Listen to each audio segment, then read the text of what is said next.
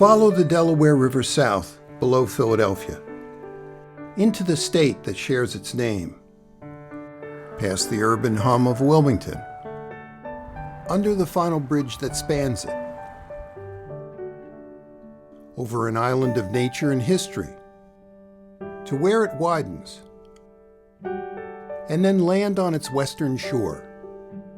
You've arrived, and you've discovered Delaware's Bayshore.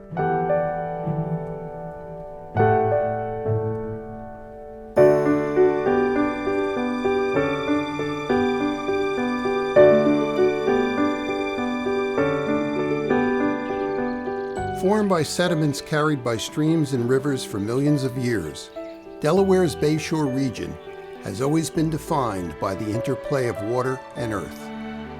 That dynamic has shaped this landscape for centuries, creating distinct landforms as fresh water has flowed slowly through creeks, into rivers, then salt marshes, and finally into Delaware Bay.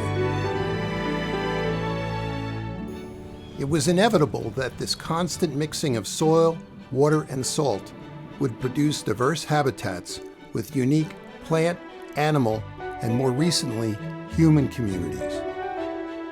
Stretching from Newcastle in the north to Lewis in the south, and east from Route 1 to Delaware Bay, these lands are some of the least developed in Delaware, and yet were among the first settled in the state. The Dukes family arrived back in the early 1600s, when they settled at the mouth of the Blackbird Creek, part of the upper Bayshore region. Blackbird has been part of her life as long as I can remember, and my ancestors before me. They had been involved with the Hudson Bay Fur Company. So when they came down and saw the Delaware marshes with all the muskrat houses, that was really a drawing card. Through 10 generations, the Dukes have cultivated and cherished their special relationship with their piece of the Bayshore. Along with many of their neighbors, they participate in Delaware's Farmland Preservation Program, which enables landowners to retain their property and maintain their traditional way of life. But 300 years of local stewardship and use have also produced some of the Bayshore's most unique wetland areas.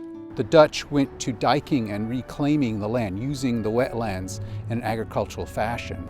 The wetlands were fertile, and they probably were more comfortable with reclaiming the wetlands than doing a lot of cutting into the forests. These diked areas, or impoundments, often located directly adjacent to tidal waters, were created years ago for agriculture, flood and mosquito control, and waterfowl hunting. Today, these wetland habitats are fully integrated into this diverse landscape, hosting well-established plant and animal communities. While still used seasonally by hunters and trappers, many of these state-owned areas have been enhanced with the infrastructure needed to offer the public exceptional wildlife viewing opportunities year-round.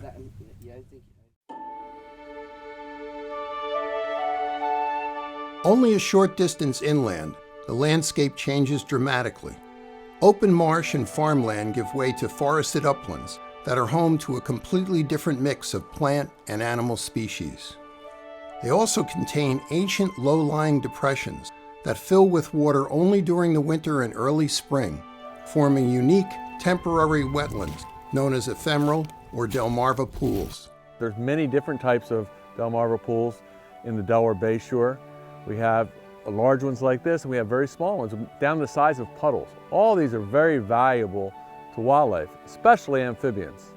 Spotted salamanders, barking tree frogs, and other unusual creatures spend their entire lives quietly around these hidden, seasonal freshwater pools. But there are also many other diverse natural areas found along Delaware's Bayshore. The central region contains one of the largest forested uplands in the state, the Milford Neck Conservation Area. Here, a visitor can walk quietly in solitude amongst tall pines, completely unaware they are only a short distance from the salt marshes and Delaware Bay. These forests and wetlands support diverse wildlife, including wild turkeys, woodpeckers, and otters. Yet only a short distance away, on the bay's sandy beaches, another one-of-a-kind natural event occurs each spring. An epic drama that plays out as two of the world's largest animal migrations come together in a spectacular gathering. Millions of horseshoe crabs, drawn by warming waters and circadian rhythms, swarm bayshore beaches to spawn and lay their eggs. On cue, thousands of migrating shorebirds, on their annual journey north to the Arctic, arrive to gorge themselves on this rich banquet. This annual event draws crowds of visitors as well, who come to witness and celebrate this unique and miraculous annual phenomenon. Finally, to the south, as Delaware Bay widens, the bayshore landscape changes again. Long sandy beaches, occasionally dotted with small, quiet communities, border vast inland salt marshes. These barrier beaches serve people, plants, and animals, while also protecting the adjoining wetlands from the bay's dramatic weather. These marshes, some of the largest in the state, support numerous diverse life forms, including diamondback terrapins, northern harriers, and many wading birds. They also buffer the neighboring forested uplands, home to very different species, including the rare Delmarva fox squirrel. These habitats, so close together and yet so different, inevitably draw human visitors as well.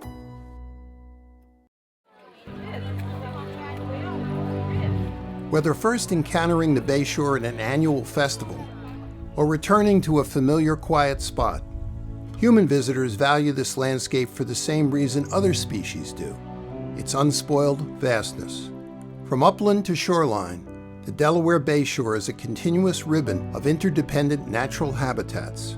This connectivity is what draws tens of thousands of snow geese to spend their winters at the 2 national wildlife refuges found there. It is also a tribute to the historic integrity of the local families, farmers, communities, and conservation partners that continue to maintain it.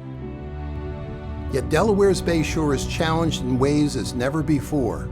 Climate change and sea level rise now threaten much of its shoreline and have begun affecting inland areas as well. Up in the forest areas, especially where the forest meets the beach and the dunes, those are the areas that I spend a lot of time in. And there's, for one thing, a lot more open water now. A lot more of those marshes have converted to open water as we've had trees dying from the salt intrusion.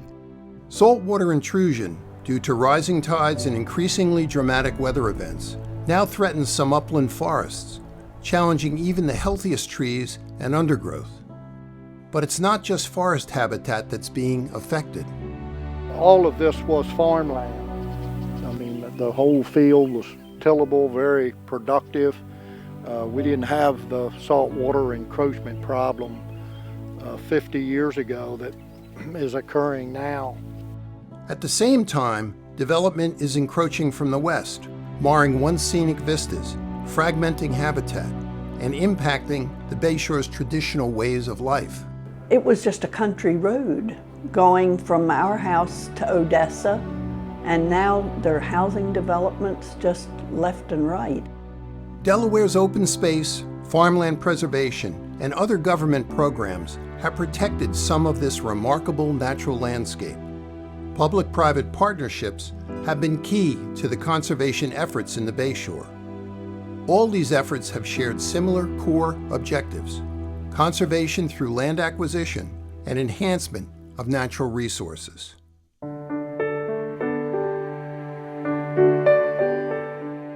The results have been impressive.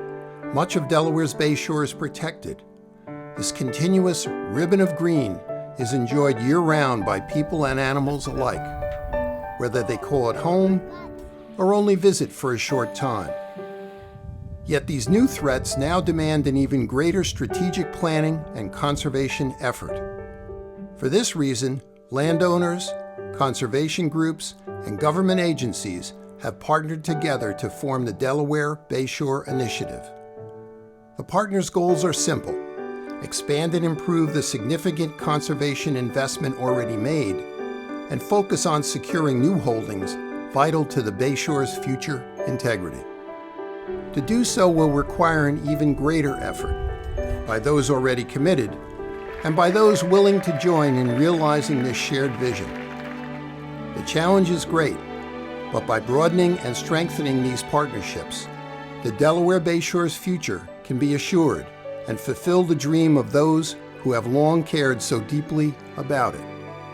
Well, just hope that the generations coming after us will be as proud of it as we are and do their very best to take care of it. Keep it as pure as possible forever.